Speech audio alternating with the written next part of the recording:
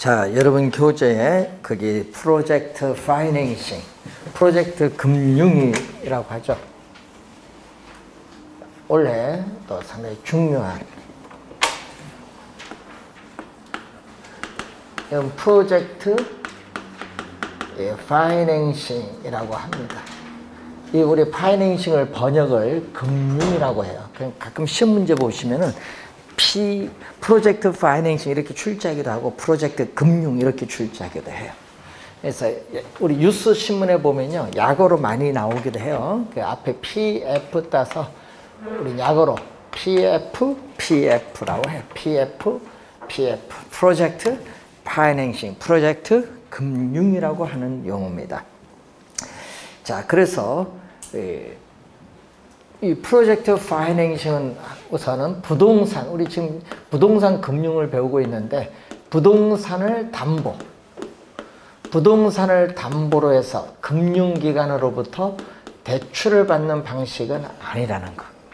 예? 부동산을 담보로 하여 금융기관으로부터 돈을 빌린다, 대출 받는 방식은 아니라는 거 기억을 해 두시고, 그럼 어떤 방식이냐 하면은 우선은 사업주를 스폰서라고도 해요. 이 스폰서인 사업주가 이미 융자를 받아서 사업을 하고 있어요. 근데 더 개발 사업에서 더 받으려고 하는데 금융기관에서 융자를 안 해준다는 얘기입니다. 그래서 우선 이 사업주는 그래서 출자를 하는 거예요. 자, 원래 PF는 미국에서 텍사스주의 유전개발 사업에 자금을 조달하기 위해서 도입된 기법이에요. 예? 그래서 뭐를 위해서? 특정 프로젝트 개발 사업.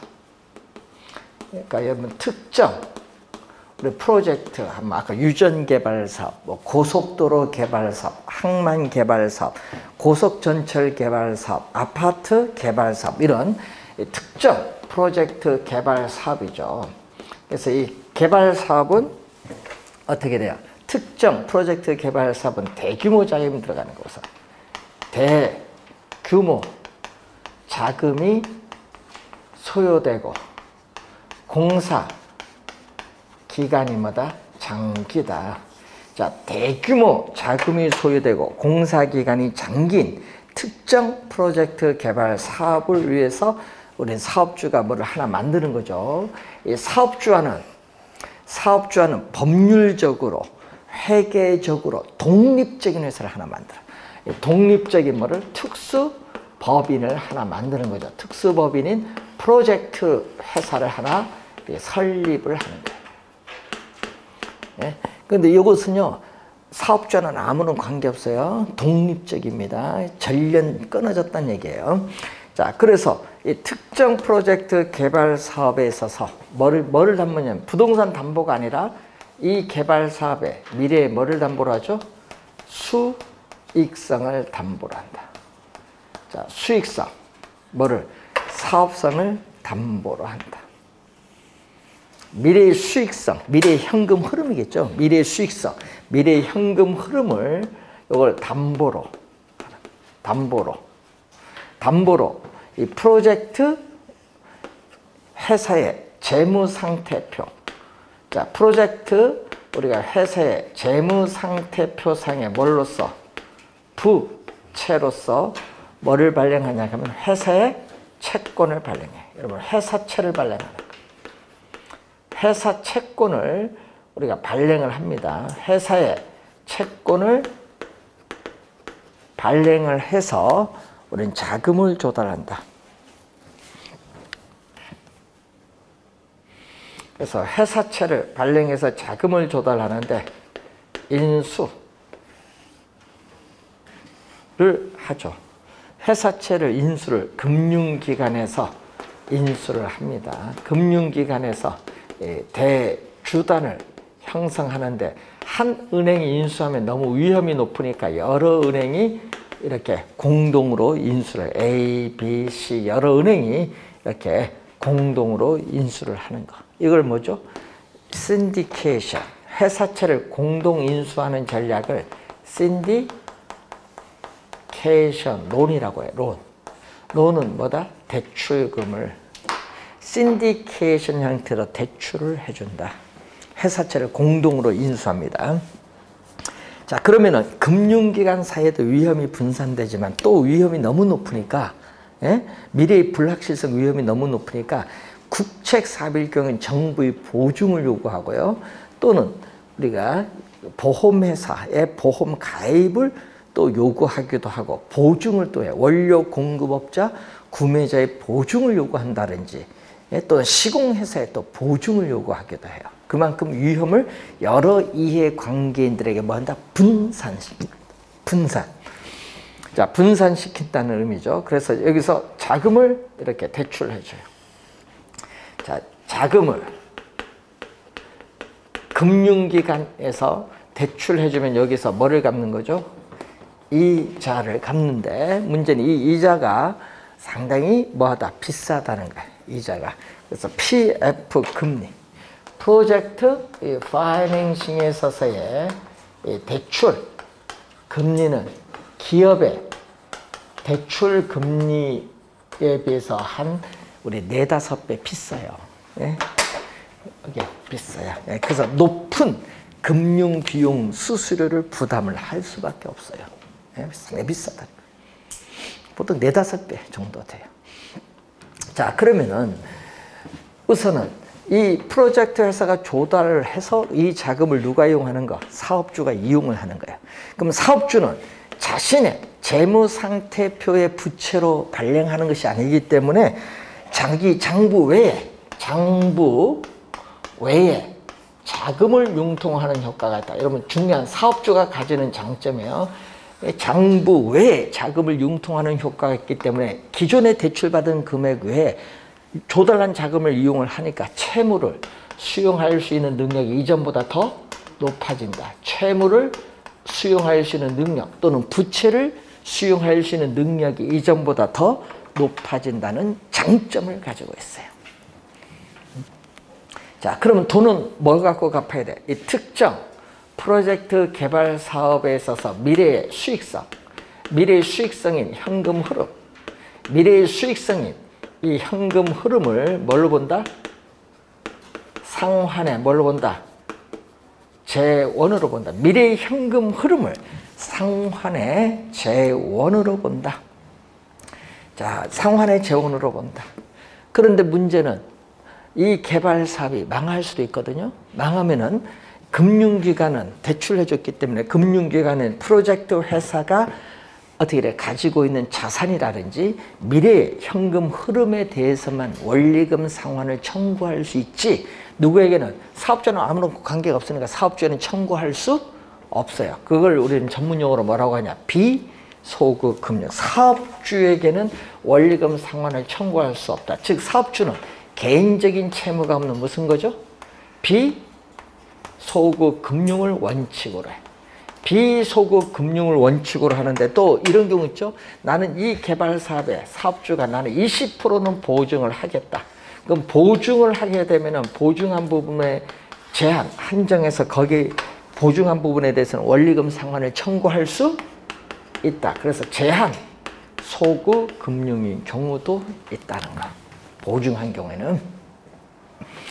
자, 그리고 돈은 누가 관리해야 돼요? 여러분 프로젝트 회사나 시공회사인 건설회사가 돈을 관리하면 안 돼요. 돈은 따로 누가 관리하냐면 부동산 신탁회사에서 관리해야 돼요. 부동산 신탁회사에 보면 에스크로우 계정이라고 있어요. 위탁관리 계좌로 번역을 하는데 위탁관리 계좌인데 여기서 자금을 관리해. 자, 여러분 우리 가끔 여러분이 아파트 우리 분양할 때 보면요. 뭐 신탁회사에서 보증 이렇게 간판 공사 간판 그 보이죠? 신탁회사 보증 이렇게 나온 게 있죠. 그러면요. 여러분 아파트 분양 받으면요. 그 자금 있죠. 돈, 계약금, 중도금, 잔금 요거 건설회사에 어떻게 돼? 입금하면 안 돼요. 네? 사기당합니다. 그러면. 그러면 그거 많거든요. 건설회사에서 여러분에게 뭐 한다, 해서 중도금하고 잔금은 저희들 회사 계좌로 입금해서 보내. 예? 여러분들에게. 그거 하면은 어떻게 돼? 그 회사가 그 돈을 여러분 써서 여러분이 부도 날 수도 있잖아요. 회사가. 그러면은 문제 생겨요. 누가? 신탁해서 여기 그 보내야 되는데, 예? 관리를 여기 해야 되는데, 자금. 그래서 그때 그렇게 되면은 여러분은 그걸 다 물어야 돼. 그래서 부산에 유명한 명지 신도시가 있어. 부산에 거기서 2천 가구가 이런 사태를 해서 2천 가구가 뭐한다? 다 쫓겨나 생긴 거야. 돈을 누구한테 줬어? 건설회사 주는 거야. 건설회사는 그래서 뭐한다? 고의 부도를 내버리지. 돈을 빼들고 해서 부도 내서 그 돈, 고객 돈 몇 천억을 가지고 튀어버리지. 그러니까 항상 여기서 돈을 넣어야 되는 거야. 자금 관리. 자, 그래서 여러분도 나중에 중개 업무를 할 때는 조심 많이 하셔야 됩니다. 이런 거. 자, 그또 그저께인가? 저들도 여기 뭐냐면은 종로에 아시는 대사관 무슨 상무관 그쪽 건물을 하나 5층짜리를 구해야 되는데 그래서 계약을 시켜줬는데 문제는 이 중개사가 그걸 잘 모르대요. 거기 갑자기 그 대사관이니까 그래도 좀 나은 편인데 그래서 야 그쪽 부가세 그거 확실히 해야 된다. 부가세 알죠? 부가가치세 10%. 예? 그러면 부가가치세 10%를요. 예? 매수자가 누구에게 줘야 돼? 건물주 매도자에게 10% 줘야 돼요. 계약 그 잔금 치를 때. 그걸 안 하면 어떻게 돼? 갑자기 골치 아프게 돈, 개인인 경우는 금융에서 융자를 안 해줄 수 있거든요. 갑자기 10% 해당하는 건물 가격하면 엄청 큰 돈인데. 그래서 어떻게 돼? 10%를 계약 해서 잔금 칠 때 줘야 되는데, 그리고 그 돈은 여러분이 나중에 6개월이 지나서 국가로부터 환급받는 거예요. 그걸 절차를 몰랐다가 큰일 납니다. 그래서 그런 것은 여러분이 뭐다 책에 없어요. 그러다가 사고 생기는 거야. 그래서 조심 많이 하셔야 돼. 이제 건물 거래할 때. 자, 여러분도 이제 자격증 다시면 상가 건물 거래할 거 아니야. 그때 좀 그런 걸 잘 확인해 두셔야 됩니다. 부가세 문제. 여기도 마찬가지거든요. 세금 문제 또 있을 수 있거든요. 그래서 특히 일정 요건이 있어. 요건이 다 다른데 사업마다 일정한 어떤 요건을 갖추게 되면은 이 프로젝트 회사는 법인세 있잖아요. 요거 감면 혜택을 받을 수 있어요. 개발 사업이다 보니까 어떤 용도가 있겠죠. 그리고 또 개발 사업을 하다 보면 장비 있죠. 건설 장비. 요걸 또 뭐 한다? 비싸니까 또 뭐 할 수 있어요? 리스 할 수 있거든요. 리스. 그럼 리스를 하게 되면은 리스 사용료에 대해서는 뭐다? 또 비용 처리를 함으로써 세제상 혜택을 받을 수도 있다는 거. 그런 걸 잘 알아보셔야 돼요. 항상 개발 사업을 할 때는 세금 감면 혜택이 또 어떤 게 있느냐. 자, 그런 내용들이 가끔 출제를 하기도 한다.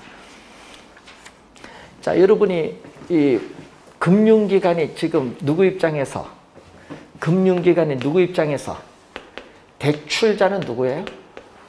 금융기관이잖아요. 대출자인 금융기관은 입장에서 대출을 해줄 수도 있지만은 무슨 입장에서? 대출자가 아닌 누구 입장? 지분 투자자. 지분을 투자한 사람. 요즘 뉴스 보면서 하나 있죠. 지분 투자자 하니까 이제 요즘 뉴스 보니까 쿠팡 얘기 나오죠. 쿠팡. 예? 미국 나스닥에 상장한다 하잖아요. 근데 거기에 보니까 송정희 회장이 뭐 14조라는 돈을 벌게 생겼다. 뭐 뉴스 한번 나오던데 그 무슨 얘기냐면요. 쿠팡 회사 설립을 했잖아요. 그때 그 설립할 때 주식을 나는 돈 얼마 투자할 테니까 너네 회사 주식 나한테 30% 달라. 예? 그래서 너네가 운영하고 나는 거기에 대해서 어떻게 의결권 행사하지 않을게 해서 투자를 한 거예요. 지분 투자자 입장에서 본인이 투자해서 지분을 받은 거예요. 예? 그런 게 많이 하거든요. 그러면은 지분 투자자 입장은 대출자가 아니잖아요. 이자 받는 게 아니에요. 지분을 투자하는 것보다 배당 받는 거지. 지분 투자자 입장에서 지분을 투자를 해요. 그러면 여기서 돈을 지분 투자할 거 아니에요. 지분 투자 입장에서 지분을 투자를 하고 또 프로젝트 회사와 공동으로 개발 사업을 할 수 있어. 공동으로. 여기 뭐를 투자한 거? 돈 투자한 거, 지분을. 얼마나 투자할 테니까 우리 같이 하자, 사업. 이걸 뭐라고 하냐면 조인트 벤처라고 해요. 이것을 조인트 벤처라는 용어를 사용해요. 그래서 조인트 벤처는 이렇게 있어 소수의 개인이나 기관 투자자로 이렇게 구성이 됩니다. 여러분 359페이지 위에 보면 조인트 벤처라는 용어가 나와요. 네, 그러니까 PF에서 이제 간단 한번 설명을 해봤습니다. 자, 여러분이 그 우리나라에서도 PF라는 용어가 상당히 우리나라에서는요 여기 성공 많이 못한 것 같아요. 여러분 저축은행 사태 아시죠? 다 PF로 해서 다 부도난 거예요. 저축은행. 예? 그 부도난 거고 또 PF로 인해서 경남은행이라고 있어요. 부산에 가면은 경남은행인데 이 경남은행이 자본금이 3천억 원인데 그때 당시 강남 지점에서 3천억 원을 좀 뇌물을 받았겠죠. 지점장이. 그래서 어떻게 돼? 3천억 PF를 대출해 준 거야. 이거 본점 승인을 받아야 되는데 승인 없이 대출해 준 거야. 그래서 어떻게 돼요? 그 회사가 망했잖아. 개발사가 망하니까 대출 회수 못하죠? 못하니까 어떻게 돼? 경남은행이 망하는 수밖에 없지. 자본금 다 잠식되는데. 그래서 경남은행이 그래서 부산은행에 먼저 합병당한 거죠. 부산 지주. 예? 그래서 여러분 쉬운 게 아니에요. 그래서 여러분 PF는 위험이 너무 높아. 그래서 여러분이 우리나라 예를 들어서 우린 지금 정부 재정이 없잖아요. 그래서 요즘 뉴스 보니까 뭐 북한의 철도, 고속도로 요거 건설하는데 돈을 없잖아요. 국민 세금 가지고 거기를 할 수 없으니까 뭐를 동원해야 돼? 예? PF를 이용해서 자금 조달하겠다 하니까 투자하겠어요? 북한에서 어떻게 우리가 가서 이용도 못 하는데. 예? 어떻게 수익이 어떻게 나올 거야? 결국 어떻게 이용 못 하는데 투자를 해봐야 자금 투자를 안 하지. 예? 그러니까 어떻게 돼? 돈을 어디서부터 가져와야 돼? 외국 투자자를 가져와야 되는데 미국이 노 하면은 또 투자 돈이 조달이 안 됩니다. 그래서 요즘에는 그런 것을 잘 염두에 좀 보시고 PF 올해 출제 예상되는 부분. 자, 펀드가 나와요. 여러분 펀드 한번 가입했죠. 이것도 간접 투자 상품 353페이지에 자본시장과 금융투자업에 관한 법률에 의한 부동산 집합투자기구가 부동산 펀드라고 하거든요. 그래서 이 부동산 펀드는 뭐다? 예? 여러분이 소액 자금을 가진 사람 돈 모아서 투자한다는 얘기예요. 자, 여러분 펀드 가입만 해보셨죠? 예? 증권회사 그렇게 생각하시면 돼요. 여기 뭐 부동산만 들어갔다 이렇게 생각하시면 돼요. 자, 여러분 교재로 이제 넘어와서 자, 부동산 개발 단원부터 한번 보겠는데 379페이지로 한번 넘어가 보겠습니다. 자, 여러분 투자 금융은 올해 12문제 30% 출제가 되는 부분이에요. 투자 금융. 그리고 이제 개발. 여러분 교재 379페이지에 개발은 2문제 또 출제를 하는 부분. 2문제. 그 작년은요 2문제 둘 다 쉬웠어요. 작년 시험은. 개발은 어렵게 낼 수가 없습니다. 그래서 개념만 잘 이해하시면 되는데 자, 개발 거기 보니까 월푸드의 견해가 나와요. 자, 토지의 계량물, 예를 들면 건물 같은 이런 계량물을 생산하기 위한 토지, 노동, 자본 및 기업가적인 능력의 결합의 과정을 부동산 개발이라고 한다. 자, 월포드의 견해가 나오고 또 사회적 수요와 환경의 변화에 따른 토지의 최고, 최선의 이용, 최유효 이용을 위한 시장의 적응 과정이다. 자, 특히 거기에 3번 지문이 하여튼 많이 나옵니다. 3번 지문. 자, 여러분 그 밑에 박스에 보면요. 자, 부동산 개발업의 관리 및 육성에 관한 법률 상의 용어로서 그 1번에 요 용어를 시험에 단골로 출제를 많이 해요. 원래 출제할 수도 있어요. 거기 보니까 어떻게 돼? 부동산 개발 개념이 뭐죠? 토지를 건설공사의 수혜 또는 형질 변경 등의 방법으로 조성하는 행위, 또 건축물을 건축, 대수선, 리모델링 또는 용도 변경하거나 공작물을 설치하는 행위. 근데 시험에는 중요한 게 거기 다만, 박스 위에 다만 시공을 담당하는 행위를 제외한다. 이거의 중요 포인트야. 여기 시험 문제 여기서 출제를 합니다. 시공을 담당하는 행위를 제외한다. 그러면 여러분이 시험 문제 우리 개발의 개념에서 그 지문이 제일 중요합니다. 시공을 담당하는 행위는 제외한다. 그러면 시험 문제 뭐가 나타나요? 시공을 담당하는 행위도 개발에 포함된다. 이렇게 출제할 거 아니에요. 시공을 담당하는 행위는 제외한다. 항상 주의를 해두셔야 됩니다. 자, 부동산 2번은 한번 또 출제했었죠. 타인에게 공급할 목적으로 부동산 개발을 수행하는 업을 부동산 개발업. 이것도 한번 출제된 지문. 그래서 여러분 올해는 1번 지문이 좀 중요하다 이렇게 보시면 되겠습니다. 자, 380페이지 보시면은 부동산 개발의 주체가 나오죠.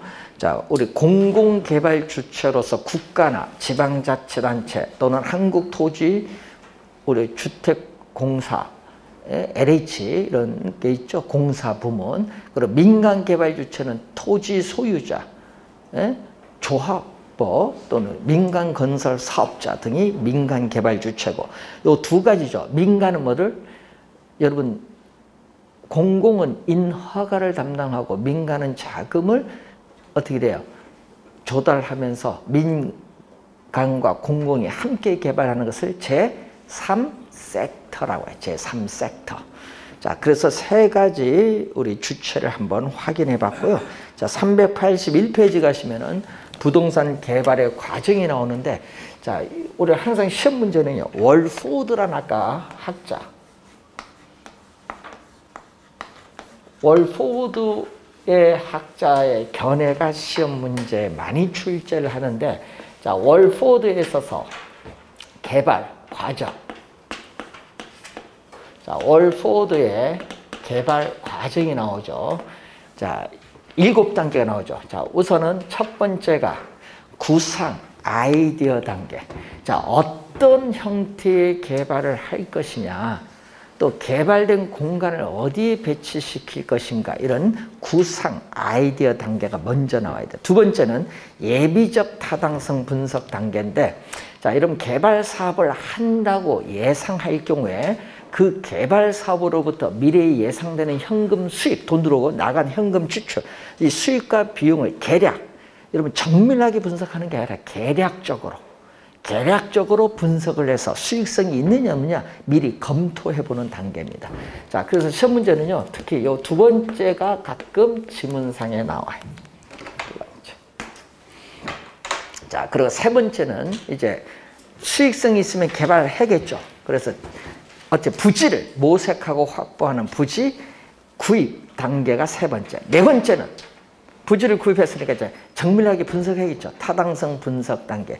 이 기술적 측면, 법률적 측면, 경제적 측면의 타당성을 분석하는데, 여러분 이 경제적 측면의 수익과 비용을 비교해야 돼요. 그래서 이 경제적 타당성이 가장 중요합니다. 수익 비용 비교하는.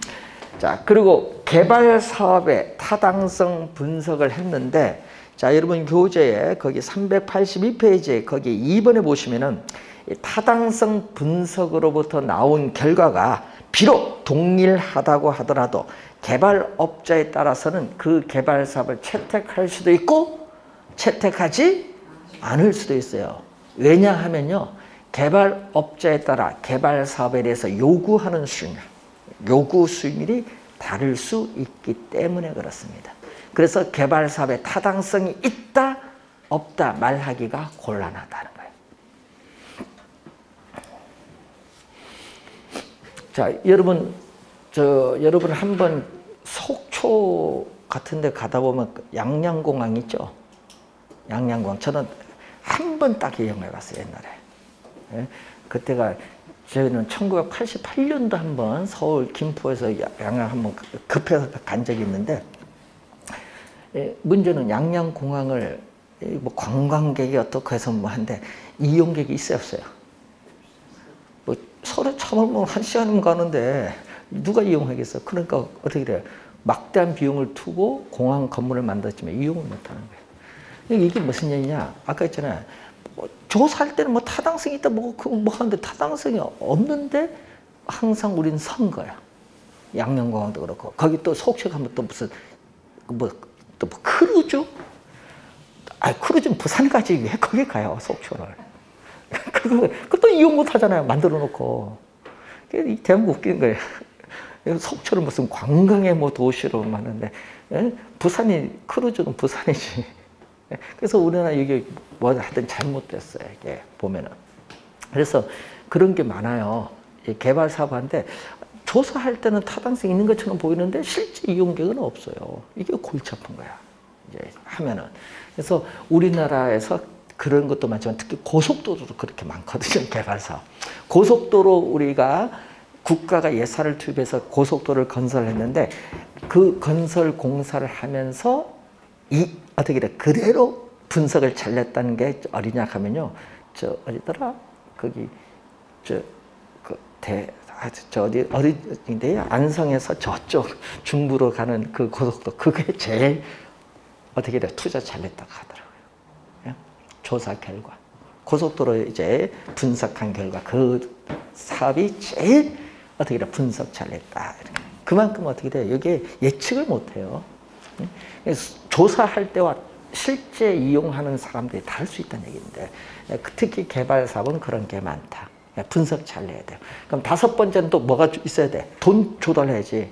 자금을 융통하는 금융 단계가 요거고 6번째는 이제 택지를 조성하는 단계, 건설 단계가 오고 또 조성된 택지를 분양하는 마케팅 단계가 7번째. 그래서 4번째, 7번째가 또 많이 내거든요. 2번째, 4번째, 7번째가 시험 지문에 또 많이 내는데 마케팅 단계입니다. 여러분 조성된 택지를 분양해야 되니까 개발 사업이 성공했느냐 실패했느냐 여부는 그 개발 사업의 시장성 여부에 달려있다. 여러분 시장성이라는 의미는 매매 또는 임대될 가능성을 얘기해요. 자, 매매 또는 임대될 가능성. 자, 매매 또는 임대될 가능성. 매매 또는 임대될 가능성. 있느냐 없느냐 여기에 달려있어요. 그래서 개발 사업 뭐에서부터 초기 단계에서부터 임대 활동이 이루어지는 것이 바람직하다. 왜? 개발 사업을 완공된 이후에 공실률을 줄이고 안정적인 수익을 확보하기 위해서는 개발 사업 초기 단계에서부터 임대 활동이 이루어지는 것이 바람직하다. 그래서 개발 사업 초기 할 때 보면은 플랜카드 막 붙어요. 뭐 입점 확정, 입점 확정 막 붙잖아요. 예, 그런 걸 미리 확보를 해야 된다는 거예요.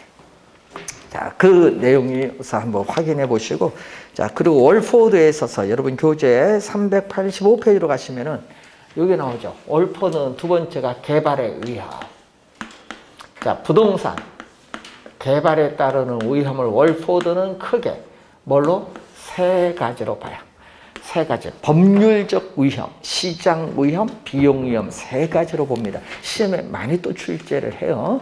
자, 법률적 위험은 말 그대로 법률적 측면에서 우리가 발생하는 위험이야. 여러분 가끔 있죠. 용도, 지역지구의 변경 가능성 여부. 이게 상당히 중요하거든요. 이런 거라든지.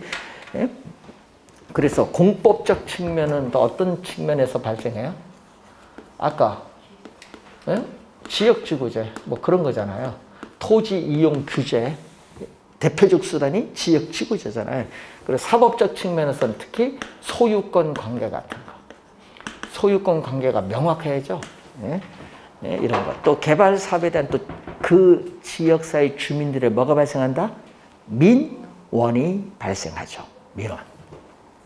자, 그런 측면에서 근데 시험에 또 많이 나오는 질문이 있습니다. 이 법률적 위험을 최소화하기 위해서는 이미 토지 이용 계획이 확정된 토지를 매입을 하여 개발하는 것이 이 법률적 측면에서 위험을 최소화시켜주는 것. 이 지문이 한 3번 출제했어요. 자, 그리고 시장 위험은요. 시장 위험은 시장의 불확실성, 뭐 시장의 수요 공급 이런 불확실성이 개발업자에게 지우는 부담이 시장 위험이야. 그래서 이 시장 위험과 관련해서 흡수율 분석이라는 용어가 우리가 나옵니다. 그 밑에 보시면은 자 386페이지 박스에 보시면은 흡수율이 나오는데 거기에 시장에 공급된 부동산이 단위 시간 동안 어떻게 돼? 시장에서 흡수된 비율을 흡수율이라고 합니다. 그래서 2번 지문 많이 내요. 흡수율 분석 목적. 이것도 한 2번 출제했어요. 부동산 시장의 과거 및 현재 추세를 정확하게 파악을 해서 앞으로 미래 흡수율을 어떻게 돼? 파악하는 데 주된 목적이 있습니다. 그 2번 지문을 시험에 많이 나오고요. 흡수 시간은 공급된 부동산이 시장에서 100% 완전히 흡수될 때까지 걸린 시간이 흡수 시간이야. 그래서 여러분 흡수 시간은 뭐 할수록 길수록 좋아요? 짧을수록 좋아요? 흡수 시간은 짧을수록 좋겠고 흡수율은 일정 기간 동안 시장에 공급된 부동산이 100% 분양하는 데 걸린 시간도 중요하지만 그 어느 정도 비율로 흡수되느냐. 흡수율을 뭐 할수록 높을수록 좋은 거지. 그래서 이때 무슨 위험? 시장 위험은 그래서 줄어드는 거죠. 시장 위험은 줄어들겠죠.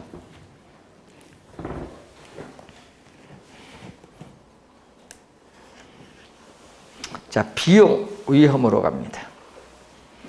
자, 비용 위험은 이 개발 사업 기간 동안에 우리가 추가로 부담을 해야 할 비용이 우리는 발생할 수 있는 위험을 우리는 비용 위험인데 특히요 이 비용 위험은요 개발 기간이 중요해요. 공사 기간 이 공기라고도 하는데 이 개발 기간이 길어질수록 위험은 더 높아져요.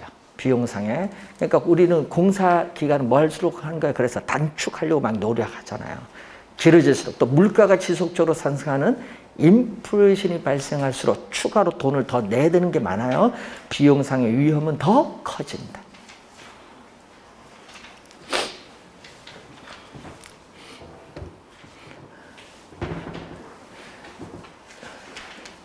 자, 여러분이 그 항상 부동산 개발이라든지 개발도 돈을 조달을 해야 되니까 부동산 금융을 통해서 부동산 개발을 하고 이렇게 가고 뭐 분양도 하는데 가장 중요한 것은요. 요즘에 물가가 지속적으로 상승하는 인플레이션이 이게 문제인데 자, 지금 전 세계가 앞으로 이제 이게 인플레이션은 상당히 힘들어요. 인플레이션을 억제를 해야 되는데 인플레이션이 발생할 가능성이 어떻게 오랜 기간 지속될 가능성이 상당히 높아지고 있다는 거. 그래서 지금 비상 걸렸어요. 전 세계가. 제일 비상 걸린 국가가 어디예요? 거기 한번 하면 전 세계가 독감 걸리니까 미국이죠. 그래서 미국이 이 코로나 문제 때문에 그 돈을 미국은 기축통화잖아요. 달러를 찍어요. 찍어서 풀어. 이거 양적 완화라고 하잖아요. 미국은 지들이 마음대로 찍어. 우리는 찍지도 못해. 자기들 마음대로 찍어서 돈을 국민들 코로나 쫙 해서 줬어요. 찍어서 그 재정 적자를 막 메우고 막 하는데 문제는 돈을 너무 많이 찍어냈다는 거. 그러다 보니까 달러화로 인한 뭘로 인플레이션이 발생해서 미국 어떻게 됐어? 10년 트레저리 본드라고 하거든요. TB라고 하는데 트레저리 본드는 있고 트레저리 빌이 있어요. 빌도 있고 본드인데 요게 전부 다 최고치를 경신했어요. 이 말은 조만간 인플레이션이 급격하게 발생한다는 거예요. 그러니까 미국이 주가가 떨어지는 거지. 우리나라 바로 영향받아요. 예? 우리나라보다 미국이 금리가 인상되죠, 이제. 그러면 인플레이션 발생하면은 인상되면은 우리나라에서 달러를 빼서 어디 투자한다. 예? 미국 국채 금융시장으로 돈이 빠져나가지. 그러니까 우리나라 주식 시장이 미국 국채 금리에 따라 폭락 가능성이 나타난다는 거예요. 우리나라는 영향 많이 받아요. 그래서 앞으로 공부하실 때 항상 여러분 그걸 조심하셔야 해요. 대출 받은 사람이 대출 금리도 올라간다는 거. 그래서 앞으로 초저금리 시대는 끝났다. 이렇게 미국에서 종언을 합니다. 그래서 우리나라도 대출 금리가 앞으로 최대 7%까지는 올라갈 가능성이 있다. 과거에 3%에서 4%에서 8%까지 간 적도 있거든요. 2004년도에. 그래서 앞으로는 7% 시대로 오지 않을까. 인플레이션 때문에. 그래서 앞으로 우리나라 지금 인플레이션 압력이 상당히 심합니다. 돈 많이 풀었어요. 우리도 지금 빚이 얼마예요? 4년 전에 450조, 지금 얼마? 1000조 시도 왔잖아요. 돈을 너무 많이 풀어서요. 인플레이션 압력이 심해요. 우리나라도 지금. 인플레이션 압력이 심하면 금리 올린다. 자, 이런 위험이 또 이제 발생을 합니다. 자, 부동산 개발의 타당성 분석으로 갑니다. 자, 거기 보시면은 타당성 분석. 또 누구의 견해? 월포드의 견해. 자, 부동산 개발의 타당성 분석을 보면은 분석에 있어서의 단계가 있어요. 분석의 단계를 보시면은 자, 여러분 거기에 389페이지 박스에 있는 건 한번 읽어보시고 경제적, 법률적, 기술적 측면에서의 타당성 분석은 한번 읽어보시고 자, 여러분 교재에 우선 시험에 392페이지 보시면은 부동산 분석의 체계가 나와요. 자, 우선은 제일 먼저 거기 나오는 분석이 뭐죠? 지역 경제 분석이 제일 먼저 나와요. 자, 이런 분석 대상 지역. 자, 이런 분석 대상 지역의 인구, 그 지역의 인구, 고용, 소득 등 이런 총량적 지표를 가지고 분석을 해요. 그래서 어떻게 돼요? 분석 대상 지역의 부동산 시장이나 우리는 수요에 영향을 미치는 모든 요인, 모든 부동산입니다. 모든 부동산에 대한 수요나 시장에 영향을 미치는 요인을 분석하고 확인하고 예측하는 작업이 지역경제 분석입니다. 모든이 포인트입니다. 맨 밑에 보니까 빨갛게 나와 있죠. 자, 지역경제 분석을 해서 그 다음에 뭐 들어오냐. 여러분 항상 시험에 보면요. 요거 헷갈리시면 안 돼요. 시장 분석이 두 번째입니다. 네? 시장. 이번은 지역에서 시장으로 들어오는데 이 특정, 예를 들면 상업용이면 상업용의 특정 유형의 부동산에 대한 수요와 공급 상황을 연구 분석을 합니다. 예? 연구 분석. 예? 자, 그래서 이걸 시장 분석인데 시장 분석을 하고 나면 이제 작년에 또 출제했어요. 작년에 요 개념 또 출제했어요. 여러분 시장 분석과 시장성 분석은 서로 다른 용어라는 거. 작년에 요 개념, 여러분 시험 문제는 우리 요 개념 진짜 많이 내거든요. 작년에 또 출제했어. 시장성은 아까 배우셨죠? 매매 또는 임대될 가능성. 그러니까 여러분이 개발 사업이 매매 또는 임대될 가능성이 있느냐 조사 분석하는 것을 말합니다. 그래서 여러분 교재에 거기 2번에 그 지문이 많이 나오죠. 개발된 부동산이 현재나 미래 시장 상황에서 매매되거나 임대될 수 있는 능력을 조사하는 거. 이걸 시장성 분석. 이 지문을 시험에 제일 많이 출제합니다. 작년에도 출제했습니다. 그 지문을.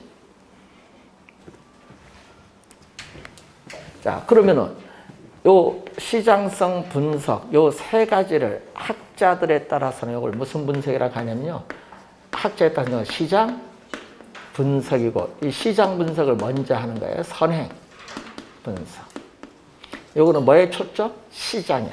시장에 초점을 둔 연구예요. 그런데 문제는 여기서 개발 사업을 성공적으로 수행할 수 있을지 여부를 분석하는 게 타당성 분석인데, 성공적이라는 것은 투자자들의 개발 사업에 필요한 자금을 어떻게 끌어들일 만한 충분한 수익성이 있느냐, 그걸 분석하는 게 무슨 분석? 타당성 분석.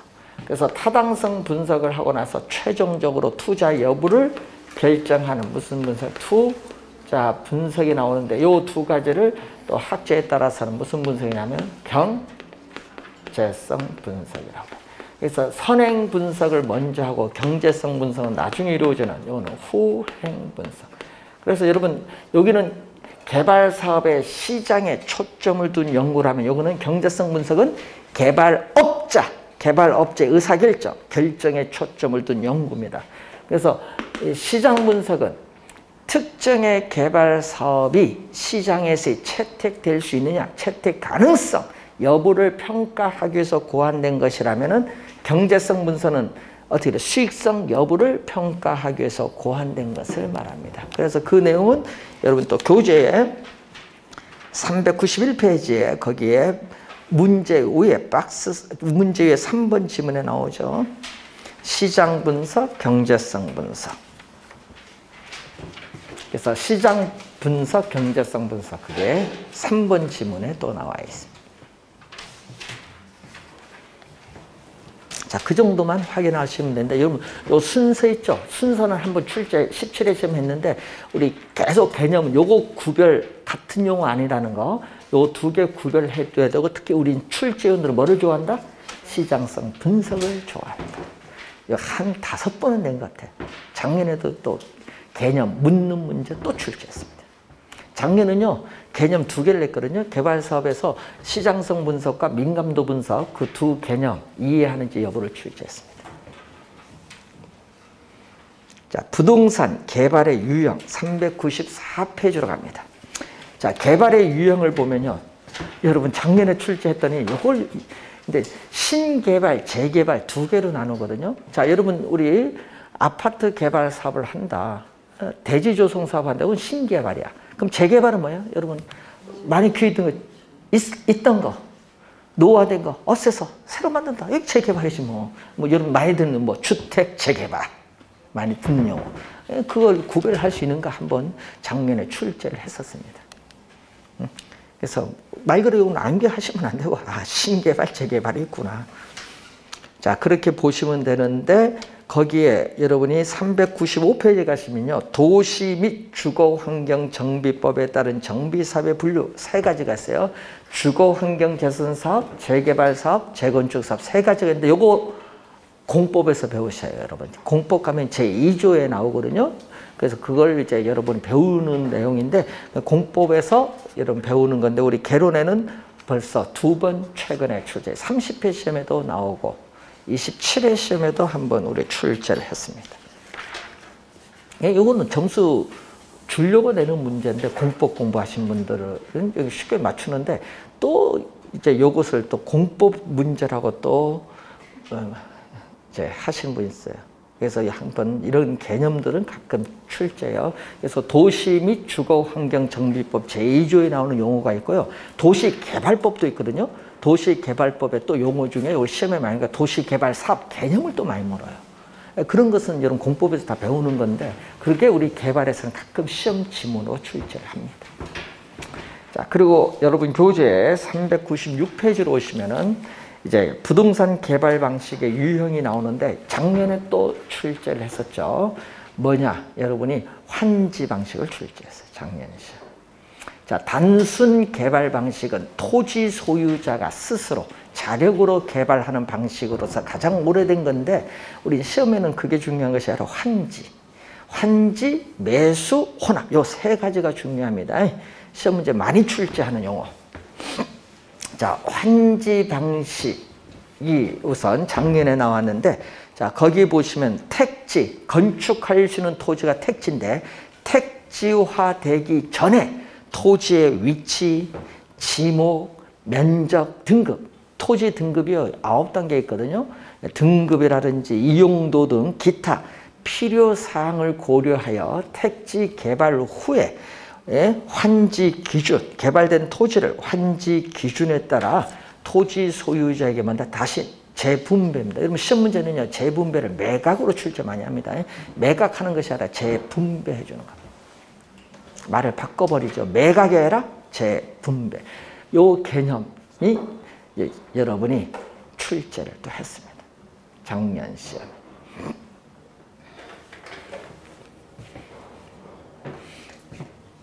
다음에는 이렇게 작년에는 환제 방식 출제했기 때문에 2년 전에 뭐 나온 줄 아세요? 2년 전에는요, 그 밑에 혼합 방식 이게 또 출제를 또 했고, 그래서 막 돌아가면서 나와요. 매수 방식도 24회와 27회 시험에 또 매수 수용 방식도 출제했고, 자, 매수 방식은 수용 방식이에요. 쉽게 얘기하면 여러분 수용하면 알겠죠? 개발 대상 지역의 토지를 전면 매수를 하잖아요. 그래서 강제로 수용을 해서 뭐다? 보상 평가를 통해서 보상을 해줘. 그럼 토지 소유자의 권리는 완전히 없어져요. 권리 완전히 없어져. 그러다 보니까 보상액이 적으면 뭐가 생겨요? 불만 생기죠. 그래서 토지 소유자와 사업 시행자와의 갈등을 초래하는 문제가 많이 발생해요. 그 지문을 제일 많이 냅니다. 자, 혼합 방식은 혼용 방식이라고 합니다. 환지 방식과 매수 방식을 혼합을 해서 택지를 조성하는 방식인데, 뭐 도시개발법에 따르는 도시개발 사업이라든지 이런 사업을 할 때 많이 활용한다. 이 세 가지를 많이 출제합니다. 나머지는 뒤에 가서 한번 또 우리가 배우는 용어들이 있으니까 그때 보시기로 하고, 자, 398페이지 보시면은 공영개발이 나와요. 자, 여러분 개발 주체에 따라서 크게 공영개발과 민간개발로 나누는데, 공영개발은요, 뭐 택지 공영개발이라는 용어를 많이 들었을 거예요. 그래서 택지개발 촉진법에 근거해서 우리는 택지 공영 개발이 이루어지는데, 대규모 개발 사업에 주로 활용해온 방식이 공영 개발입니다. 무슨 방식? 수용 방식에 의한 공영 개발이죠. 정부가 부동산 시장에 직접 개입합니다. 직접 개입을 해서 개발하는 방식으로서 거의 무슨 방식을 취한다? 수용 방식에 의한 개발입니다. 여러분 공영 개발하면 장점이 뭐야? 대규모 택지를 공급할 수 있는 장점이 있잖아요. 그리고 대량의 택지 공급이 가능하고 또 효율적인 토지 이용을 높일 수가 있어요. 공영 개발을 하면. 또 어떻게 돼요? 저렴하게 토지를 수용해서 조성된 택지를 비싼 가격으로 매각함으로써 개발 이익을 사회적으로 환수할 수 있는 장점도 있어요.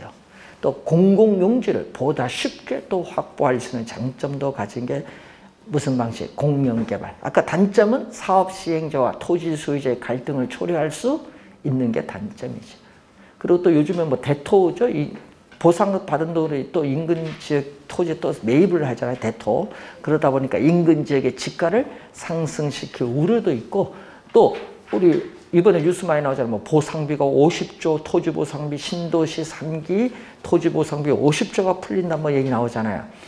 그래서 통화량이 팽창되면서 인플레이션의 압력 우려도 나타난다. 뭐 그런 건 단점이죠. 자, 여러분 하나 우리 보면요, 옛날 같으면요, 우리 환지를 해줄 때는 그 개발 대상되는 그 지역의 토지를 되돌려 주잖아요. 그런데 그렇지 않고 다른 지역의 토지를 되돌려 주는 것도 있어요. 네, 그걸 가끔 이제 용어가 비환지라고 하는데, 날비자를 써요. 날비. 요즘에 이렇게 날비자를 써요. 비환지. 이런 용어도 가끔 이제 나오대요. 또 뭐 무슨 원형지 개발, 뭐 이런 우리 공법상에 나오는 용어들이 막 가끔씩 우리 개론에서 출제할 수도 있어요. 자, 우선 공영 개발 장단점 우리 한번 그 장단점만 한번 확인해 보시면 되겠고, 그리고 민간 개발. 자, 올해 출제가 예상되는데, 여러분 우리 하여튼 월포도는 중요합니다. 월포도 뭐 어디서 출제할지 몰라요. 월포도 견해. 그럼 시험 문제 이렇게 내거든요. 여기서 지문 부동산 개발 개념. 여기서 하나, 여기서 하나, 여기서 하나, 여기서 하나 해서 이렇게 하나 지문씩 뽑아서 하나의 문제를 구성할 수 있어요. 그래서 하여튼 월포드 견해 중요하고, 또 올해 출제 예상되는 게 이제 민간 개발 방식. 올해 또 출제를 하는 부분인데, 이 부분 또 잠시 쉬고 설명하겠습니다.